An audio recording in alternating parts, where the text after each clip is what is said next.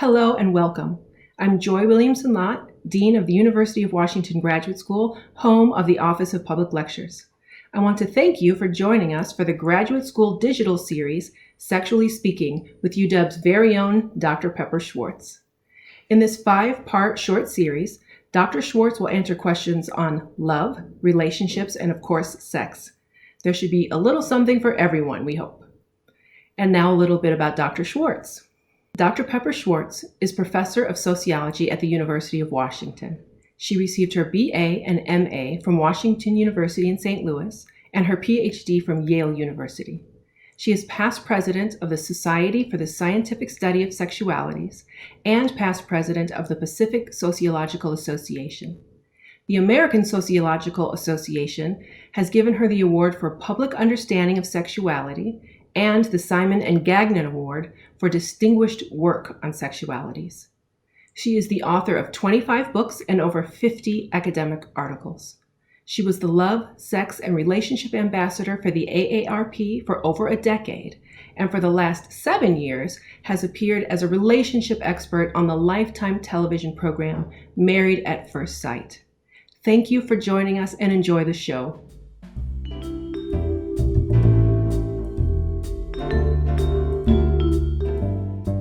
Hello, everyone. I'm very happy to be here and looking forward to answering your questions. So here we go.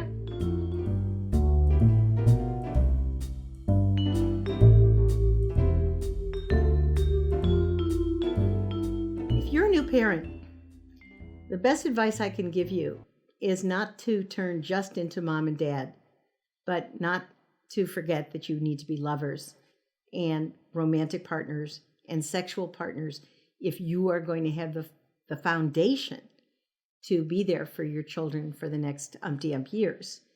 I think there's a lot of reasons why women stop wanting sex in the beginning of having a new kid. They're totally used up. It's a full, 24-hour job, whether you're sleeping, there's one ear open, there's one eye open, just to hope that if they need you, you're there.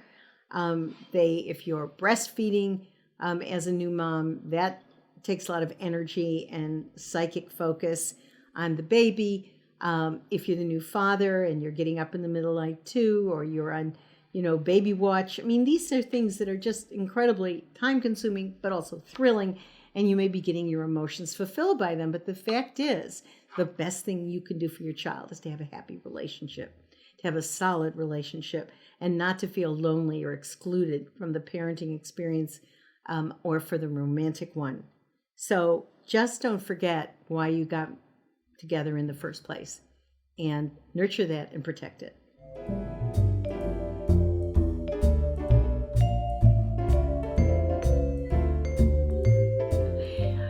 I'm thinking about the question that does come up in most parents' lives, which is somebody from outside sees their kid touching themselves or masturbating in public, like in a daycare situation, and they're like, oh my God, what are we going to do about that? What you need to do about that is to early on make the distinction between public and private. Kids are going to touch themselves. Why? It feels good, right?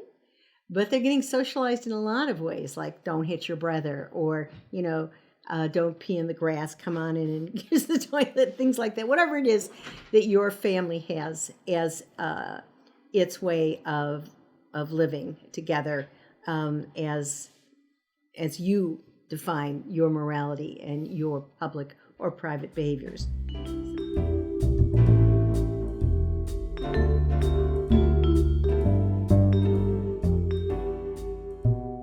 It's a really interesting question. First of all, it's great that you acknowledge your teenager is probably having sex somewhere, because as long as they have a boyfriend or girlfriend, they're likely to be starting sexual behavior, no matter what they say, no matter how angelic and perhaps childish they may seem to you. When those hormones hit, they're exploratory in some way. Not all of them, but a lot more than you think. So then the question is, if they're having sexual experiences, where do you want them to happen? There's an interesting study that asked, how do you feel about having your kid have intercourse in your household? And less than 50% of Americans answered that they think that's okay. In Sweden, about 80% of the parents said, where else would they do it? I don't want my child being vulnerable and being in some terrible place having sex. They should do this at home. So a lot of this is cultural. I'm not telling people how to feel about it. And I think you may well feel that perhaps this is the kind of thing where you don't want to be in the house, but you do want them to be safe. Well, maybe you go out and say, we're not going to be home for X hours, but, have a nice time.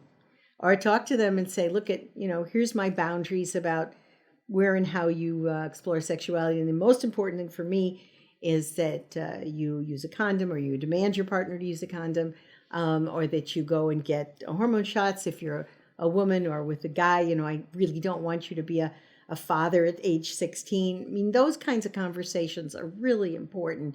And you can't impart that kind of information to your child or your values if you don't talk at all about this stuff.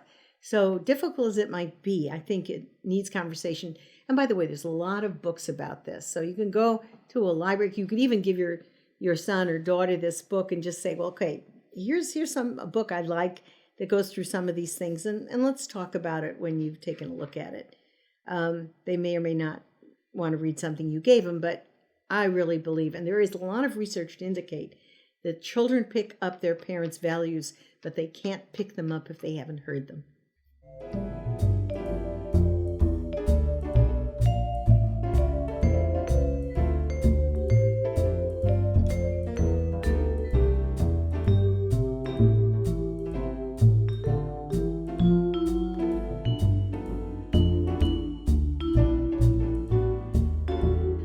I don't think kids get scarred very easily, and they would only get scarred by seeing a naked person if the naked person are the one like, oh my God, Of course, then they might recognize that something terrible had happened.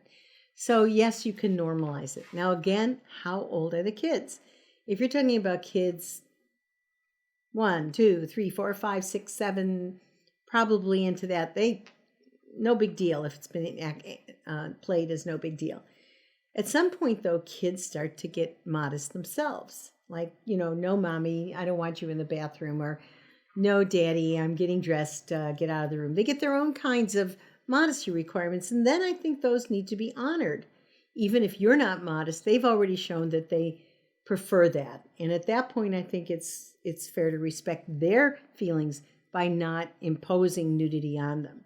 It depends. If these are teenagers, oh my goodness, they would really, they're all upset about their own bodies by now, right? So they could react. I think the important thing is to be sensitive to the kids' needs.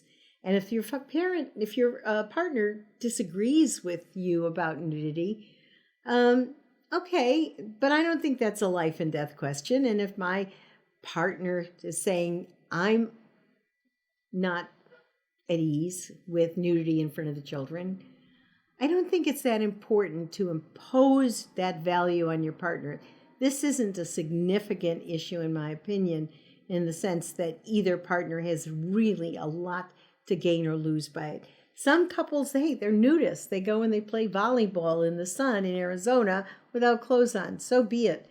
But other than people who are making it a lifestyle, I think this is something you can give up even if your partner feels a different way. Particularly if your partner feels a different way.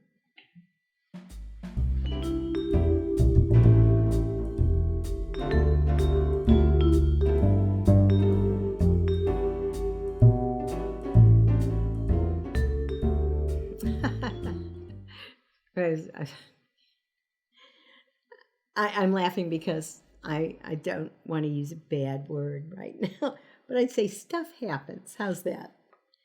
Relationships are complex. People's drives and desires are complex. Relationships go up and down, and sometimes something happens like having sex outside the relationship that is brutal on the person who feels betrayed. So that's a decision point. Can you forgive the person who had sex, who was unfaithful to you, or can you not? And to redo the relationship, ultimately forgiveness is required. If your fiance cannot forgive you and keeps bringing it up, then it ain't going to get any better after marriage. People think, oh, well, they'll feel secure after marriage. No, it keeps eating at him and eating at him. I believe you have to have this solved before you get married. It is either understood and forgiven. That doesn't mean you like it. That doesn't mean it's allowed. That doesn't mean it doesn't hurt. Or you can't forgive it. And if you can't forgive it, I would say don't get married. I really think it's that serious because it can eat, it can fester, it can turn into something really ugly. It has to be over, not just for you, but for the person who felt betrayed.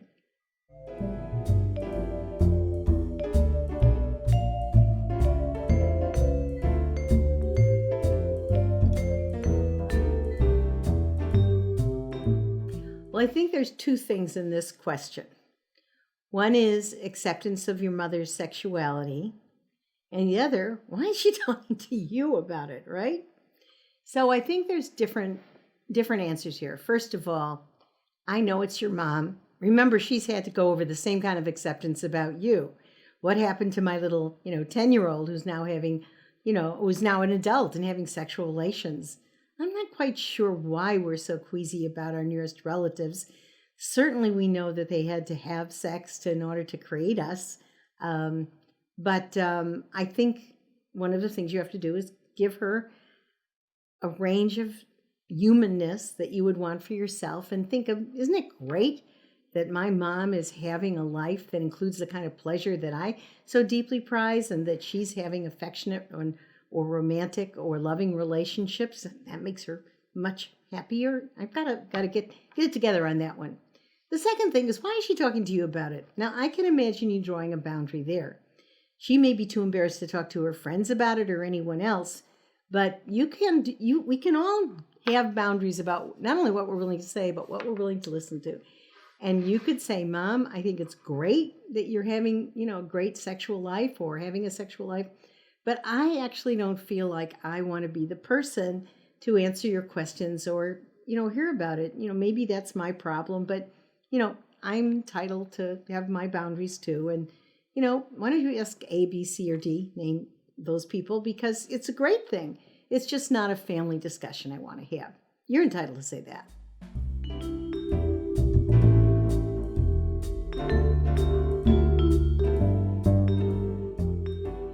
It's funny to me that it's so common to hear about the dog or cat problem in the bedroom. And I understand, hey, I own 3 dogs, 3 big dogs. And if my husband's gone for the evening, the German Shepherd jumps on the bed and says, woo, I know I can get in here for a while. But the fact is the dogs and even a Yorkie, small as a teacup they can learn to reprogram if the bed just simply doesn't accommodate them as well as an emotional and physical life of the 2 people, who normally inhabit that bed. I know people can literally dig their heels in the bed, I can't say the ground, and say, no, my dog belongs here. My cat has always been here, and they're going to be here. And I'm then speaking to you, if you're that person, I'm saying, so you're saying that your animal is way more important than intimacy with your partner, or they're feeling like they're the priority in your life, or whatever it is that's a big dog, but even a small dog, it doesn't exactly say, sexuality, doesn't exactly say romance. If you're saying that you are absolutely immovable on that, well, if I was your partner, I might think, who am I and what is this relationship anyhow? So I would urge you to figure out a way that at least for X period of time that Yorkie is in some beautiful bed on the bedside and learns that they're not there, at least in the beginning of the evening, maybe the end of the evening, maybe never, but they're there to be by your side in a safer place than a bed. I really worry when people make their bedroom more for TV, more for the dog's comfort, more for the kids being able to come in and out than for their own intimacy. It's not a good plan for the long run.